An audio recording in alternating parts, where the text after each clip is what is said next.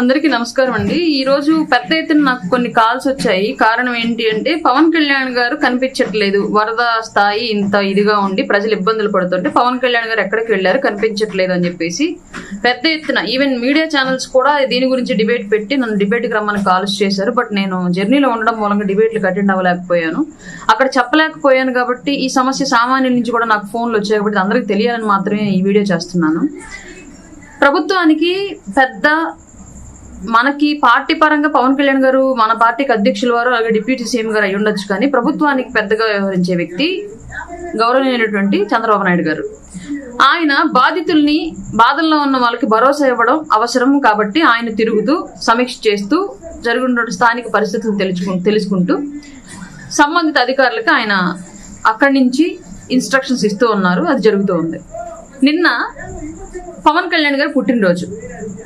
పవన్ కళ్యాణ్ గారు నేను నిజంగా పార్టీ ఆఫీసులో అందుబాటులో ఉంటే, ప్రజల దగ్గర కనుక వెళ్ళి ఉంటే, మాకు నిన్న కాన్ఫరెన్స్ కాల్ జరిగింది. లిటరల్గా మాకు కాన్ఫరెన్స్ కాల్ జరిగింది. పెద్ద ఎత్తున బర్త్డే సెలబ్రేషన్స్ అనేవి పక్కన పెట్టి కంప్లీట్గా అందుబాటులో ఉన్న ప్రతి కార్యకర్త, వీర మహిళ నాయకులు అందరూ కూడా వరద ప్రభావిత ప్రాంతాల్లో సహాయక చర్యల్లో పాల్గొనండి, అక్కడ ఉన్నటువంటి బాధితులకు ఏం కావాలో అవి మీ శక్తి కొలది మీరు చేయండి, మీ దగ్గర స్తోమత లేని పక్షంలో వేరే వాళ్ళ సపోర్ట్ తీసుకోండి, పార్టీ ఆఫీస్ నుంచి అయినా సరే సపోర్ట్ తీసుకొని వాళ్ళకి సహాయ సహకారాలు చేయండి అని చెప్పేసి క్లియర్గా మాకు ఇచ్చిన ఇన్స్ట్రక్షన్స్.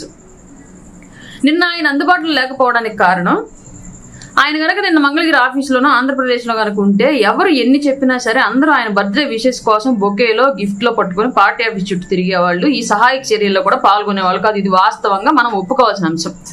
ఆయన జనాల్లోకి వెళ్ళున్నా సరే అక్కడ కూడా బర్త్డే కాబట్టి బాధితుల బాధను పట్టించుకోకుండా అక్కడ కూడా అత్యుత్సాహం ప్రదర్శించి బాబులకే బాబు కళ్యాణ్ బాబునో, జై జనసేనో, జై పవర్ స్టార్ అనో స్లోగన్స్ మొదలు పెడతారు పిల్లలు, చిన్న స్థాయి పిల్లలు. దాన్ని మనం ఆపలేం, ఆయన కూడా ఆపలేరు. ఆ విషయం క్లియర్గా అందరికీ తెలుసు. అభిమానం అనేది స్వచ్ఛందంగా పుట్టుకొచ్చినటువంటి అభిమానం కాబట్టి పవన్ కళ్యాణ్ గారు అంటూ ఉన్న అభిమానం అది, దాన్ని ఎవరో ఆయన కూడా ఆపలేరు. ఆ విషయం క్లియర్గా అందరికీ తెలుసు. అభిమానం అనేది స్వచ్ఛందంగా పుట్టుకొచ్చినటువంటి అభిమానం కాబట్టి పవన్ కళ్యాణ్ గారు అంటూ ఉన్న అభిమానం అది, దాన్ని ఎవరో ఆపలేరు. ఎవరికి వాళ్ళు రియలైజ్ అయ్యి ఎక్కడ దాన్ని వ్యక్తపరచాలి, ఎక్కడ దాన్ని గోప్యంగా ఉంచుకోవాలని తెలిసిన వాళ్ళు తప్ప మిగతా వాళ్ళు ఎవరు కూడా దాన్ని ఆపలేరు. అట్లాంటి పరిస్థితి అనేది నిన్న క్రియేట్ అవ్వకూడదు. ఆయన ప్రజల్లోకి వెళితే మళ్ళీ ఒక 10 మంది సిబ్బందికి ఈయన సెక్యూరిటీ అనేది భారంగా మారి అక్కడ ఎన్డీఆర్ఎఫ్ బృందాలతో పాటు సహాయ కార్యక్రమాల్లో పాల్గొనాల్సిన వాళ్ళు మళ్ళీ ఈయనకి అటాచ్ అయిపోయి పని తగ్గకూడదన్న కాన్సెప్ట్ తోటి నిన్న ఆయన మీడియా ముందు కానివ్వండి, ప్రజల్లో కానివ్వండి లేరు. కానీ నిరంతరం ఆయన శాఖలకు సంబంధించినటువంటి అధికారులతోటి, ఇక్కడ వరద సహాయ కార్యక్రమాల్లో పాల్గొంటున్నటువంటి అధికారులతోటి కాంటాక్ట్లో ఉన్నారు, సమీక్షలు జరుపుతున్నారు. ఏం కావాలో ప్రభుత్వం నుంచి నిరంతరం ఆయన పర్యవేక్షిస్తూ అక్కడ సహాయ సహకారాలు అందిస్తున్నారు. అందులో భాగంగానే ముఖ్యమంత్రి గారి యొక్క కష్టము, ఉప ముఖ్యమంత్రి గారి యొక్క సహకారంతోనే నిన్న ఇంత వరదలు జరుగుతున్నప్పటికీ కూడా ప్రాణ నష్టం వరదల వల్ల జరగల. కొండ చర్యలు కూలిపడి జరిగినటువంటి ప్రాణ నష్టం తప్ప వరదల వల్ల ఎక్కడ ప్రాణ నష్టం జరగల. పెద్ద ఎత్తున సహాయ సహకార కార్యక్రమాలు జరుగుతున్నాయి.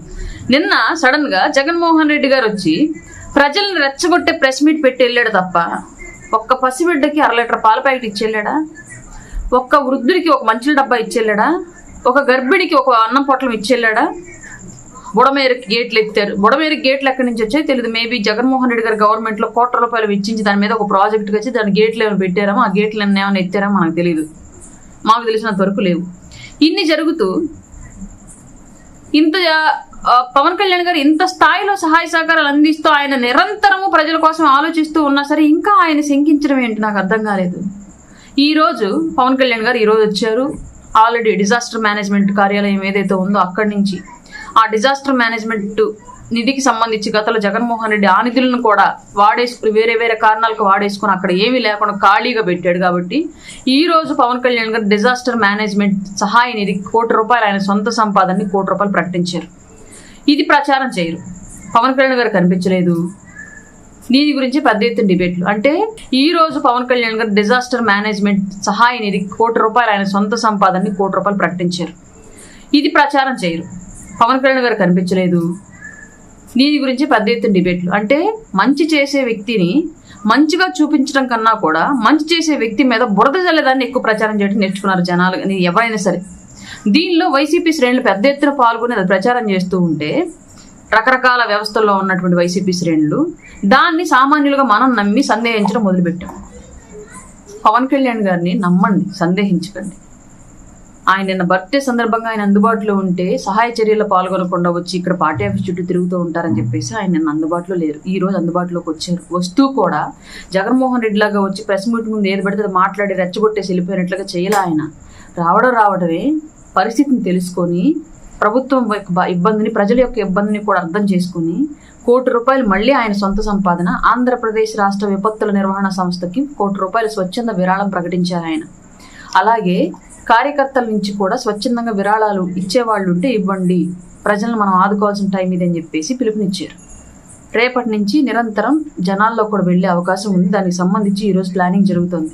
అంతే తప్ప ఎవరిష్టం వచ్చినట్టు వాళ్ళు పవన్ కళ్యాణ్ గారిని శంకించి మాట్లాడడం మానేయండి.